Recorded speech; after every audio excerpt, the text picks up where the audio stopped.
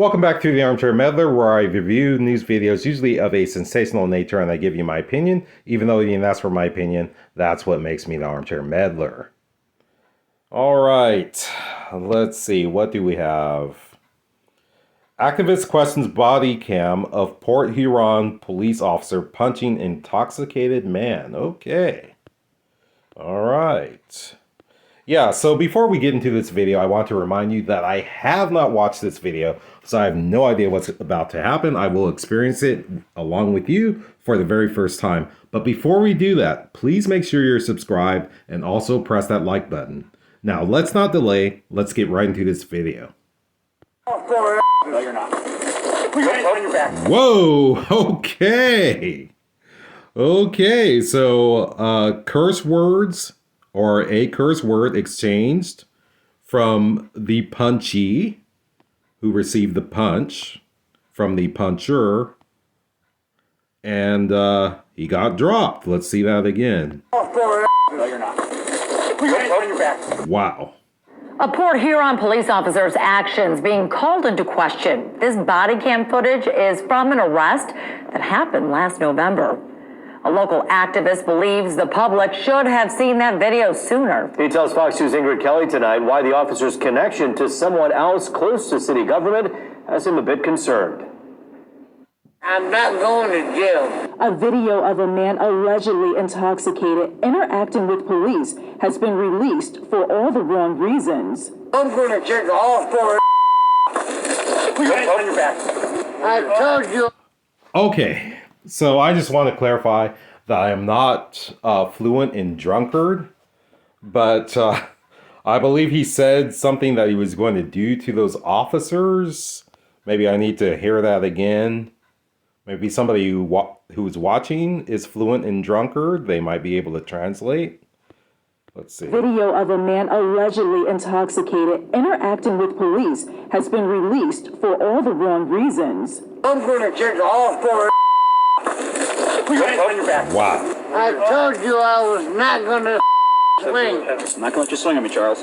They're telling him no one's getting arrested, go take a walk, sober up, and then all of a sudden he hauls off and, punches him in the mouth. That's Kevin Linke, a social activist who just gained access to the video of this incident from last November in Port Huron involving one of the city's police officers. The activist believes this incident should have been made public right after it took place. I was appalled as everybody else is. In today's climate, it's very disheartening to see this happen with a police officer. The Port Huron Police Department reviewed the incident in November and found that the officer's actions violated department policy. An internal investigation also took place, and at that time, the officer was placed on paid administrative leave.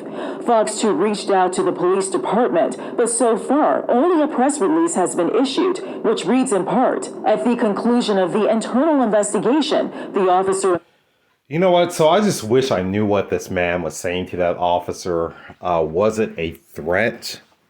Okay, right now I just don't have enough information. Of course, there's going to be an investigation as there should be, but I just really don't know what this man was saying to this officer. Involved was disciplined. The officer also received additional training in subject control and de-escalation techniques. Please leave a message at the beep, and I'll try to get back to you as soon as possible. Fox. So I think something else that's important to take into account is what is this officer's background as far as his disciplinary record? Does he have a history of this sort of thing? Has he had disciplinary issues in the past? So does he have a clean record, or does he have a questionable record? So I think all of that should be taken into account before any type of judgment is made regarding this incident. Reached out to the involved officer, who is not being named at this time, and the wait for a callback continues. But you know that punch that you gave? That reminds me of like something like a karate class, where the guy is like smashing bricks with his hands, because that was pretty intense. Let's see here. And I'll try to get back to you as soon as possible. Fox 2 reached out to the involved officer, who is not being named at this time, and the wait for a callback continues. Yeah, so it wouldn't surprise me if that officer wasn't some sort of somehow involved in karate in the past, because that's what that looks like to me. But not trying to make light of it, but that's what it reminds me of, is the brick or the board breaking. But this activist says he will continue to work on behalf of the man who was punched by the officer. I have some attorneys that have contacted me about this, and they want to speak with him and initiate some civil litigation. But the activist has concerns because the father of the police officer involved in this punching incident is a partner in the law firm which represents the city. To me, it's an obvious conflict of interest. The firm seems... So yeah, so now that I'm looking at this video and I see that there are additional police officers on scene, and even if that man, the inebriated suspect, was making a threat to this officer, that inebriated man is outnumbered by the officers. He also seems a bit elderly, so his movements, his level of physicality, his strength, if you want to call it that, his speed, isn't going to be that great, at least by my observation. So yeah, this police officer, I do think that he went too far with this, especially since he was not the only one on scene. I don't believe that this man was as high a threat to him where it would justify the police officer's actions with that punch. Your partner tells Fox 2 they just became aware of this incident this week and would not represent the city if a lawsuit were filed. Attorney Fletcher also says he has seen the video. Yes, and I don't want to comment on my reaction to it. I think it speaks for itself. In Southfield, Ingrid Kelly, Fox 2 News. No, you're not. Okay, so there you have it. There's the punch heard around the world.